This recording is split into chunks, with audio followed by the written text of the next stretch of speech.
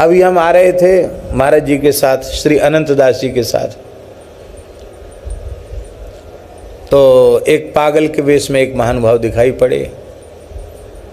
तो आपने कहा महाराज ये देखते में पागल लगते हैं, ये वृंदावन है, लेकिन पता नहीं कौन कौन किस वेश में यहाँ घूम रहे हैं, पता नहीं। आपने कहा, बोले महाराज ऐसे ऐसे मंत्र बोलता है, ऐसे ऐसे शास्त्रों की बात बोलता है, बोले शायद आपने भी सुने और पढ़े नहीं होंगे। हमने कहा बिल्कुल ठीक कह रहे।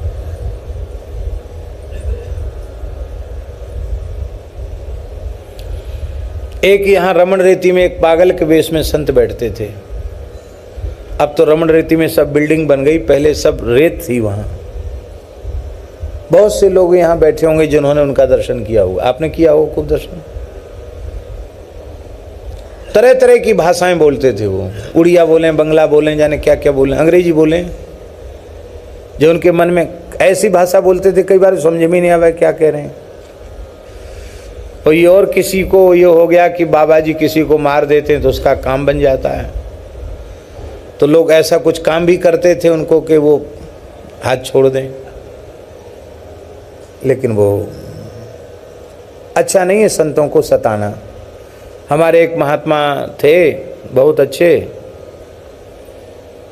पूज्य बक्सर वाले मामा जी के कृपा पात्र, हमारे गुरु भाई ही थे, श्री हरिचरण दास जी भक्तमाली जी।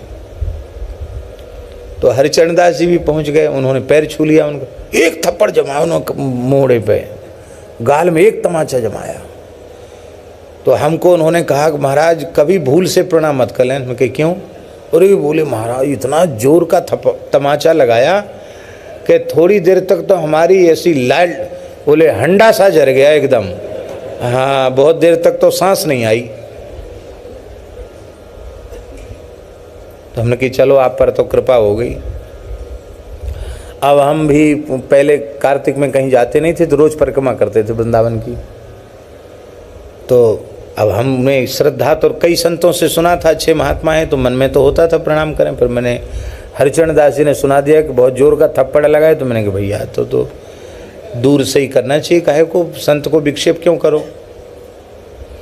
तो सवेरे सवेरे हम जा रहे थे भोर में, तो एक हमारे मन में हुआ कि चलो विष्णु को प्रणाम कर लेते हैं। तो मैंने दूर से ही भूमि पर सिर रखकर प्रणाम किया। तो उन्होंने इतनी प्रेम भरी दृष्टि से मेरी ओर देखा कि हम कह नहीं सकते हैं, और एक वाक्य का उच्चारण किया, भगवान की भक्ति अति दुर्लभ है, किसी भाग्यशाली को मिलती है। ये वाक्य भगवान की भक्ति अति दुर्लभ है, किसी भाग्यशाली को मिलती है। फिर ऐसे नेत्रों से प्रणाम स्वीकार किया, ऐसे सिर झुकाया, हम आगे चले गए। बारह घाट वाले महाराज जी, महंत जी महाराज, पूज्य श्री राम प्रवेश दास जी, उनके गुरु जी परम पूज्य श्री मुरलीदास जी महाराज, अच्छे महापुरुष थे। वो 12 घाट कई बार प्रसाद पाने आ जाते थे वो संत। तो महाराज वो उनके गुरुजी ने पूछा कि हमको भगवान का साक्षात्कार कब होगा। तो उन्होंने कहा कि अमुक अमुक महीने में अमुक समय पर, और आप अमुक गांव में थे, उसमें 2 बालक गैया चराते हुए आए थे, उन्होंने आपको पानी पिलाया था, उनको पहचानते हो? नहीं, आपने उनको पानी पिलाया था, आप उनको पहचानते हो? तो उन्होंने कहा हाँ, किसी ब्रिज के गांव की घटना होगी। बोले हाँ, हमें तो स्मृति में तो आ रहा है, 2 बच्चे थे। बोले उनमें एक बलराम जी थे, एक श्री कृष्ण थे।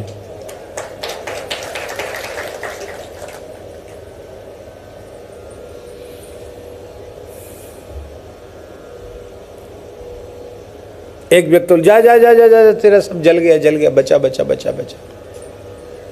विचित्र थे, विचित्र महात्मा थे। ऐसे ही एक संत इधर जुगल घाट के तरफ इधर रहते थे। एक महात्मा हमसे बोले बहुत अच्छे महात्मा हैं, चलो आपको दर्शन कराते हैं। तो सायंकाल को हम परिक्रमा कर रहे थे वृंदावन की। तो हमारे साथ में जो 2-4 मूर्ति थे वो कहने लगे कि महाराज जी आपके साथ इसलिए परिक्रमा में देर लगती है, यहाँ घुस गए वहाँ घुस गए, कोई सीधे सीधे परिक्रमा करना चाहिए, इतनी रात हो गई। तो लोगों का मन नहीं था कि जाएं, पर हमारा मन था कि चलो। कह रहे हैं पास में ही तो महात्मा के पास चलते हैं, क्या। गए तो एक छोटी सी कोठरी, उसमें वो कागज पत्तर इकट्ठे किए बैठे थे, तमाम जैसे कचड़ा वचड़ा होता ना वैसे ही। उन कागजों में महाराज जी हमने देखा भगवान के फटे पुराने चित्र थे, गीता भागवत रामायण आदि के फटे पुराने वो पन्ने थे, और कुछ नहीं था। तब मेरी समझ में आया कि ये पूज्य बुद्धि से कहीं मिलते हुए यहाँ रख देते होंगे। तो मैंने उनको प्रणाम किया। शरीर में धूल मिट्टी लग रही थी, जटाएं थीं, पर शरीर से एक विलक्षण प्रकार की दिव्य सुगंध आ रही थी, विलक्षण दिव्य सुगंध। तो मैंने उनको कहा महाराज जी कोई सत्संग की बात बताइए। उन्होंने कहा आज आप सत्संग का संकल्प लेकर नहीं आए, आपका मन पूरा पूरा नहीं था, और बोले तुम्हारे साथी तो बिल्कुल नहीं चाहते थे और जबरदस्ती यहाँ आए हो। बोले जबरदस्ती का सत्संग नहीं होता है, जिस दिन सत्संग का लक्ष्य लेकर आओगे उस दिन सत्संग की बात बताएंगे। हमको बड़ा आश्चर्य हुआ कि रास्ते में हमारे मनोभाव को बड़ा विलक्षण अंतर्यामित्व है, इनमें श्रद्धा उत्पन्न हो गई।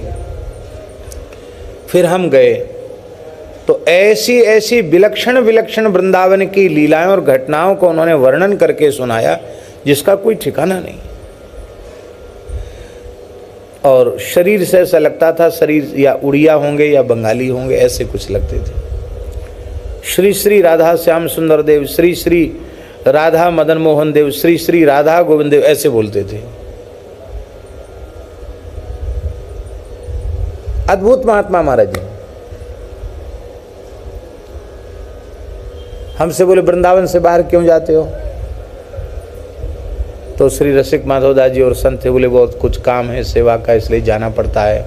नहीं नहीं, सेवा विवा के लिए क्यों जाते हो? हम तो चुपचाप सुन रहे थे, कुछ बोल नहीं रहे थे।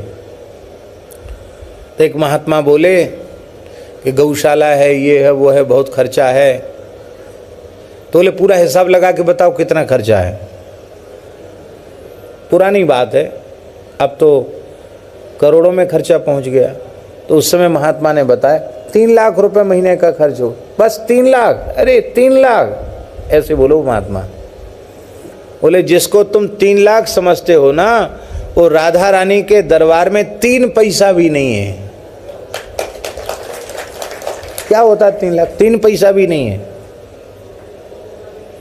निश्चय कर लो कि वृंदावन से बाहर कहीं नहीं जाना, जो चाहोगे सो यहीं हो जाएगा।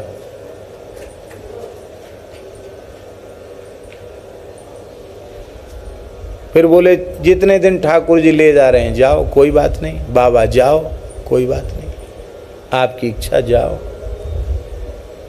हमने कहा बाबा आप हमारे मलुक पीठ कभी पधारें। उस समय मलुक पीठ का निर्माण नहीं हुआ था, आप पधारें।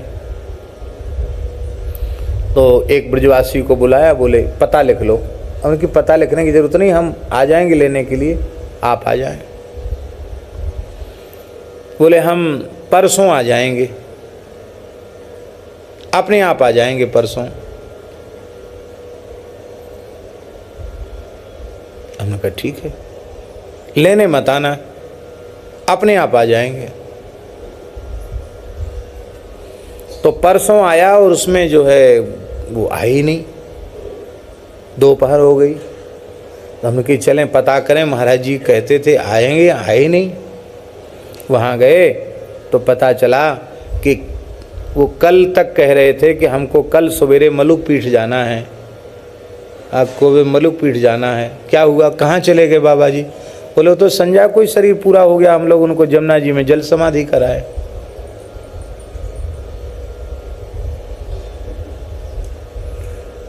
पूज्य गुरुदेव भक्तमाली जी उस समय विराजमान थे। हमने महाराज जी को सुनाया, महाराज जी ऐसे। महाराज जी बोले देखो महापुरुष ने कह दिया तो वे आ गए, और अब वो यहीं क्यों, वृंदावन के संत कहाँ जाएंगे, वो मलुक पीठ में ही विराज गए आकर के। फिर उनके निमित्त मलुक पीठ में उत्सव हुआ, भंडारा हुआ। कैसे पहचान होगी? हमको ऐसा लगता है कि भगवान पहचान करावें तो जीव भगवान को पहचान सकता है, और संत कृपा करें तो जीव संत को पहचान सकता है, नहीं पहचान सकता है। महाराज अद्भुत है, संतों से प्रेम हो गया तो परमार्थ का मार्ग खुल गया, ऐसा समझना। बोलो भक्तवत्सल भगवान की जय।